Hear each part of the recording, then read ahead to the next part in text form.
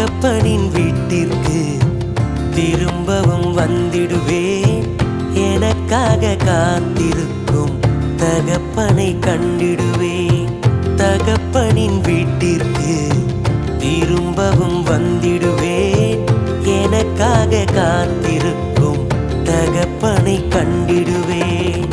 மார்போடு அணைத்து கொண்டார், என்னை மறுபடி சேர்த்து கொண்டார்.